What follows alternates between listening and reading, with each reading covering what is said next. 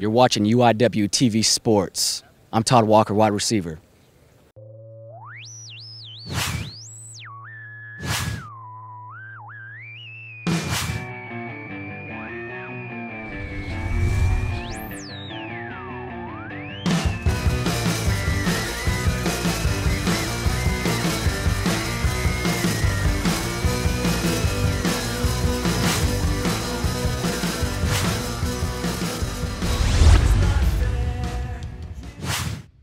Alongside Ryan Eschenberg, I'm Taina Maya. Welcome back to the Cardinal Rewind. We had a lot of great sports action on campus this week. Let's get to the highlights. Benton Stadium was packed again against the game against Midwestern State, where Incarnate Word was about to score early in the first, but it was intercepted right in the end zone by number 21, Micah Hill of Midwestern State. And the next play of scrimmage, Zach Eskridge sets up the screen to number 20, Andy Tanner, who goes 80 yards, the 50, the 40, the 30, the 20, the 10, and touchdown for Midwestern State, up 7-0. Late in the third quarter, Incarnate Word trails 21-0, and Speech is looking for an open receiver and gets your number 4 in your playbooks and number 1 in your heart, Todd Walker, who scores a touchdown for Incarnate Word. Next possession, Midwestern comes back and with a quick screen, gets a quick score with a leap by number 20, Andy Tanner, taking the score to 28-7. The final score for the game was 7-49. Midwestern State won that one, unfortunately, and that takes Incarnate Word's final ranking to 2/3. It was a disappointing loss for the Cardinals, but I hear the men's soccer team guys had maybe a win. Tell me about that. Yeah, it was the first annual Gordon Hartman Cup as the men's soccer team went right across the street to play Trinity. Let's get to the highlights. The first annual Gordon Hartman Cup started with little offense as both teams barely got any chances, but Trinity got a real good chance here as they send the breakaway just wide.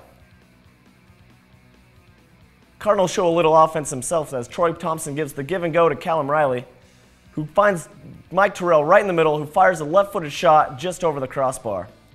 Late in overtime, Trinity gets a good chance here with the left-footed shot, but it's high and wide and off the scoreboard.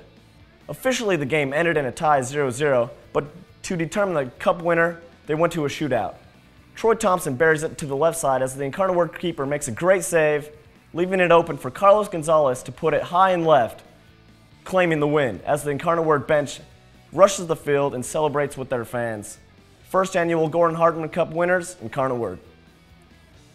Officially as in the NCAA, it will go down as a tie, but the Gordon Hartman Cup will come to the campus of Incarnate Word, and for all of you who don't know, it's the first game of the Hartman Cup, which is a crosstown rivalry to determine bragging rights between UIW and Trinity.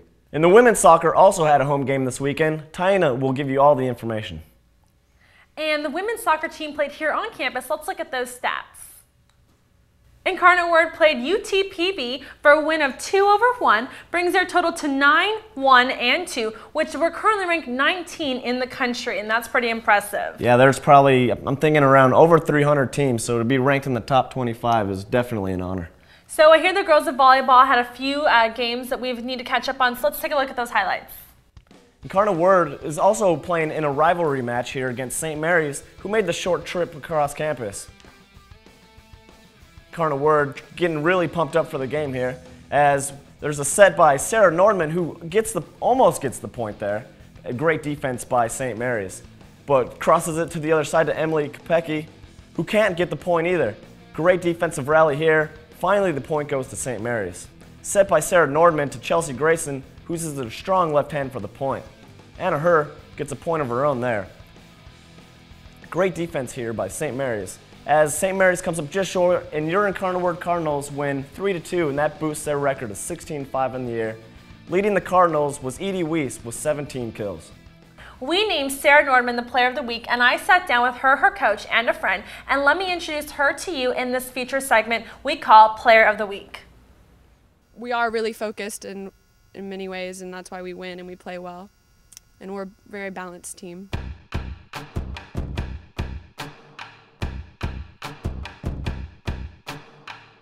It's amazing, I'm the reason everybody fired up this evening. I'm exhausted, barely breathing. How does it feel to be named Player of the Week? It's a really big honor. I feel like everybody on the court can be named Player of the Week at any time. everybody has a really important spot on the team, and everybody has an important role, and without anybody, then we're not as good as we are, and we're probably not winners. I'm a setter, and I get to touch the ball every time the ball comes over on our side of the net.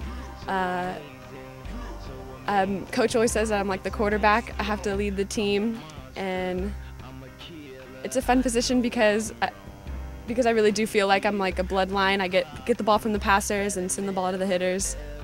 Tell me a little bit about Sarah's role on the team and how she contributes to making the team a whole, and especially a winning team. She's athletic, she's tall, and to have that in a setter position is a special thing. It just adds a whole nother dimension to our team. I think that to see her progress, she's definitely added another level to her game, making herself an offensive option, you know, and really frustrating the heck out of so many teams with that dump. I think she still has a little bit, you know, of ways to go, but she's come into her shoes very nicely. I'm really proud of her. Spencer, you've been a friend of Sarah's for how many years, and how did you guys meet? Sarah and I met at St. Pius. We went to the same school, and we started off in kindergarten. It goes from kindergarten to 8th grade, and her mom was actually my coach. She was my PE coach, and then she was my volleyball coach when I started playing in 5th grade. And we've been playing with each other since 8th grade, and then we played against each other in high school, and then we're back to playing with each other in college.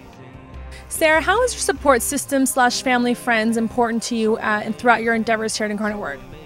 I think that makes up the person that I am, completely. All my success is directed towards them, and my family, my parents, my brothers, my coaches, my friends that I grew up with, my friends outside of school, my trainer, Tony. I came in every day this summer and worked out with him.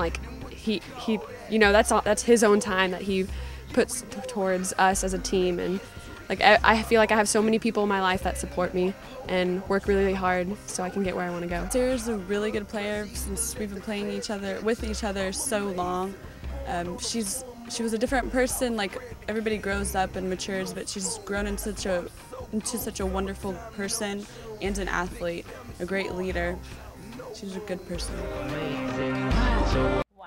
Definitely a great segment there on Sarah Norman. If you haven't gone out to see her at the McDermott Center, definitely one of the best in the country at the setter position. And if you have a nomination for Player of the Week, we want to hear from you, or any suggestions for our show. Please email us at UIWtv@UIWtx.edu. For all of us here at the Cardinal Rewind, it's been a pleasure, and we hope to see you again next week.